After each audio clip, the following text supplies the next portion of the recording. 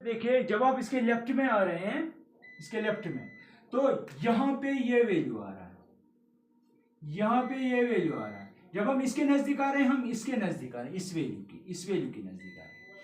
तो जब आप यहाँ पे नजदीक से आएंगे तो ज्यादा से ज्यादा ये वैल्यू होगा इसका। तो वहां से लेफ्ट जब अप्रोच करेगा एक्स ए को, वैल्यू ये आ रहा है, फॉर एग्जाम्पल ये आ रहा है एल, ठीक है। जब आप राइट से अप्रोच करेंगे, यहाँ पे आएगा ये वैल्यू, इसके नजदीक आएंगे तो ये वैल्यू आएगा। ओपन का मतलब है कि ये वैल्यू नहीं ले रही है फंक्शन, ये खुला है। ये क्लोज्ड का मतलब हुआ ये वैल्यू आपकी फंक्शन ले रही है। तो हमें लिमिट डिस्कस करना है। जब आप लेफ्ट से आ रहे हैं वैल्यू ये आ रहा है, या राइट से आ रहे हैं तो वैल्यू कहीं ऊपर आ रहा है, क्योंकि हम लिमिट निकाल रहे हैं इस फंक्शन का at a point of domain. तो उसका मतलब यह हुआ कि आपको फंक्शन का वैल्यू निकालना होगा in the neighbourhood of this point. जब आप लेफ्ट से आ रहे हैं वैल्यू यहां आ रहा है, राइट से आ रहे हैं तो वैल्यू ऊपर आ रहा है। क्या एल एम के बराबर है? एल एम के बराबर नहीं है। Which implies limit x approaches to a, f of x does not exist, does not exist, ठीक है। तो ये इसकी ज्योमेट्रिकल मीनिंग है, ठीक। अब हम डिस्कस करेंगे सीधे का। ये तो मैंने रिकैप्चुलेट किया कि लिमिट होता क्या है। अब मसला है कि कंटिन्यूटी क्या है। Continuity wholly and solely depend करता है किस पे? लिमिट पे। तो कंटिन्यूटी का रफ मीनिंग अगर आप देखेंगे, इसका मतलब हुआ एक फंक्शन को कहेंगे हम ये कंटिन्यूअस है एट ए पॉइंट। एक फंक्शन को कहेंगे क्या? Continuous at a point. That means अगर late f from a to b be a function such that limit x approaches to a negative, f of x is equal to limit x approaches to a plus f of x, and that is equal to exact value of function at x equal to a। अगर ये सारे आपस में बराबर आ रहे हैं, लेकिन a क्या है? ए डोमेन का पॉइंट है। अगर इसका limit left hand limit, right hand limit और फंक्शनल वैल्यू, फंक्शनल वैल्यू इसे कहते हैं,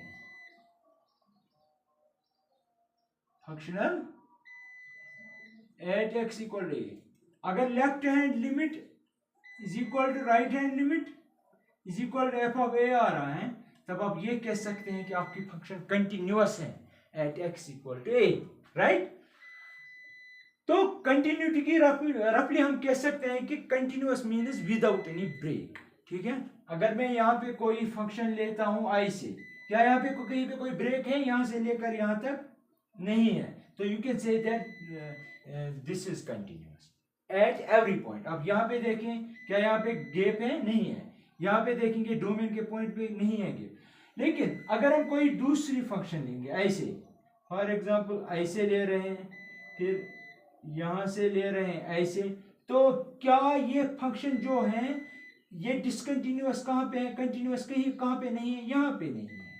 क्योंकि यहां पे अगर आप लेफ्ट हैंड वैल्यू निकालेंगे तो ये आएगा, राइट हैंड जब आप आएंगे तो वो वैल्यू कहीं यहां पे आएगा। समझ रहे हैं मेरी बात? जब लिमिट ही बराबर नहीं है, that means left hand limit is not equal to right hand limit. अगर फिर ये इसके बराबर हो या इसके बराबर हो, वो सफिशिएंट नहीं है हमारे लिए। हमारे लिए यह होना चाहिए कि left hand limit is equal to right hand limit is equal to functional value. इसका मतलब यह हुआ कि एग्जैक्टली यहां पे क्या वैल्यू, ठीक है। तो let's take an example. For example मैं ले रहा हूं एक function f of x is equal to 1 2 when x is greater or equal to 0 and x is less than 0. Discuss continuity at x is equal to 0. 0 पे discuss करनी है continuity, right. तो अब यहां पे देखिए, सबसे पहले क्या निकालेंगे? Left hand limit, that is equal to limit x, लेकिन कहां पे? 0 पे। x approach 0 negative f of x, इसका मतलब x का वैल्यू लेस देन 0 है। जब x का value less than 0 f of x के बराबर है 2k। तो f जब x 0 के लेस देन है तो f ऑफ x इसके बराबर है। तो इससे इंडिपेंडेंट ऑफ x है तो ऐसे आएगा। सिमिलरली राइट हैंड लिमिट बताओ। limit x approach to 0 plus x is greater than 0, f of x is equal to limit x approach to 0 plus 1 तो जब x greater than 0 है तो f 1 है, that is 1। 1 क्या 1 2 के बराबर है? ना which implies left hand limit is not equal to right hand limit। कहाँ पे लेके?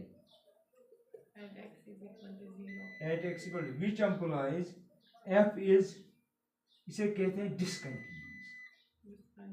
Discontinuous at x। x is equal to 0 ठीक है, yes अगर आप इसका ग्राफ ड्रा करेंगे ना आप ऑब्जर्व करेंगे ये चीज। देखो यहाँ पे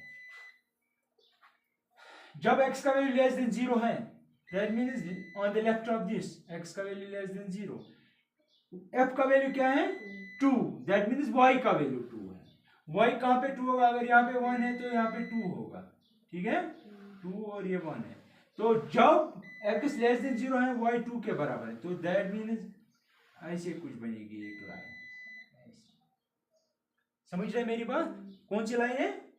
y इज इक्वल टू 2। ये जब x का वैल्यू ग्रेटर देन 0 है या 0 है उस वक्त y का वैल्यू क्या है 1। तो दैट मींस यहां से जब आप x को वैल्यू देंगे इसमें वैल्यू तो y 1 ही आएगा। तो दैट मींस कोई भी वैल्यू यहां से तो y का वैल्यू 1 ही होगा, वो ऐसे आएगा। ठीक है, ये नहीं है। तो ये कौन सा है? ये y इज इक्वल टू 1। क्या ये लिमिट x हो रहा है? तो क्या इस इनके दरमियान ये ब्रेक हो गया है ना ग्राफ, ये और ये ब्रेक हो गया।